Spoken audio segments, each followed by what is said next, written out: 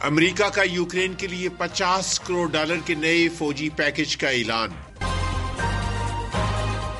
شام پر عائد پابندیوں کے خاتمے کے لیے بہت زیادہ کام کرنے کی ضرورت ہے، اقوام متحدہ۔ سعودی ولی عہد اور یوکرین کے صدر کے درمیان ٹیلی فونک رابطہ، روس یوکرین جنگ اور کئی دیگر امور پر تبادلہ خیال۔ وائس آف امریکہ واشنگٹن سے اہم خبروں کے ساتھ محمد جلیل۔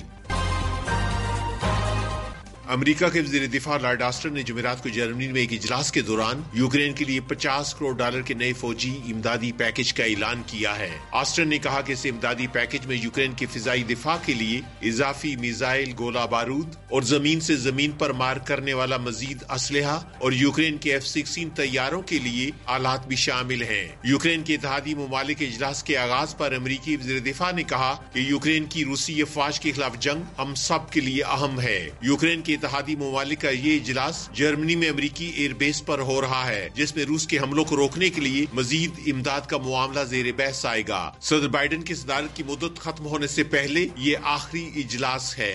شام کے لیے اقوام متحدہ کے خصوصی نمائندے نے شام کے سرکاری اداروں کے ساتھ لین دین کو امریکی پابندیوں سے مستثنا قرار دینے کو خوش آئند قرار دیا ہے، لیکن انہوں نے کہا کہ شام پر عائد تمام پابندیوں کے خاتمے کے لیے اب بھی بہت زیادہ کام کرنے کی ضرورت ہوگی۔ بشار الاسد حکومت کے خلاف 2013 میں ملک میں احتجاجی تحریک کے بعد ملک میں شروع ہونے والی خانہ جنگی کے بعد امریکہ، برطانیہ، یورپی یونین اور کئی دیگر ممالک نے شام پر سخت پابندیاں عائد کی تھیں۔ ادھر فرانس کے وزیر خارجہ نے بدھ کو کہا تھا کہ شام پر وہ پابندیاں جو انسانی امداد کی ترسیل اور ملک کی ترقی کی راہ میں رکاوٹ ہیں، انہیں تیزی سے ہٹایا جا سکتا ہے۔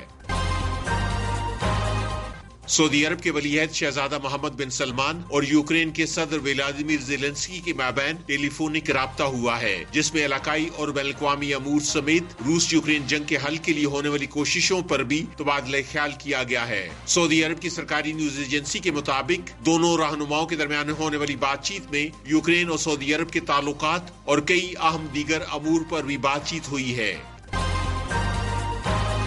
امریکہ کی ریاست کیلیفورنیا کے شہر لاس اینجلس کے جنگلات میں لگنے والی آگ نے بے قابو ہو کر بدھ کی شب ہالی ووڈ ہلز کو بھی اپنی لپیٹ میں لے لیا ہے۔ فائر فائٹرز 3 مختلف مقامات پر آگ بجھانے میں مصروف ہیں، جس کی وجہ سے اب تک 5 افراد ہلاک ہو چکے ہیں۔ حکام نے متاثرہ علاقوں کے مکینوں کو فوری طور پر علاقہ خالی کرنے کی ہدایت کی ہے۔ بدھ کی شب ہالی ووڈ ہلز میں لگنے والی آگ کئی دیگر علاقوں میں بھی پھیل گئی ہے، جس کے بعد علاقے میں رہائش پذیر 130,000 افراد کو علاقہ خالی کرنے کے احکامات جاری کیے گئے ہیں۔ لاس اینجلس میں منگل کی صبح شروع ہونے والی آگ سے 1000 مکانات اور عمارتیں جل گئی ہیں۔ یوکرین کے حکام کا کہنا ہے کہ یوکرین کے جنوبی شہر زیپوریژیا میں روسی میزائل حملے میں کم از کم 13 افراد ہلاک اور درجنوں زخمی ہو گئے ہیں۔ یہ حملہ علاقائی گورنر کی طرف سے اس بارے میں خبردار کرنے کے چند منٹ کے بعد ہوا کہ ایک تیز رفتار میزائل اور گائیڈڈ بم زیپوریژیا کی طرف بڑھ رہا ہے۔ اس حملے میں ایک بلند و بالا عمارت اور ایک صنعتی یونٹ اور دیگر انفراسٹرکچر کو نقصان پہنچا ہے۔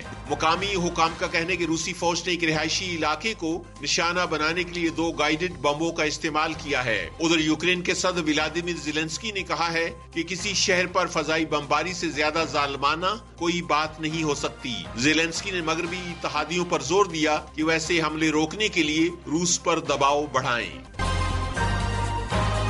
وائس آف امریکہ واشنگٹن سے خبروں کا یہ بلیٹن اب ختم ہوتا ہے۔ میں ہوں محمد جلیل اور ایڈیٹر تھی سارہ حسن۔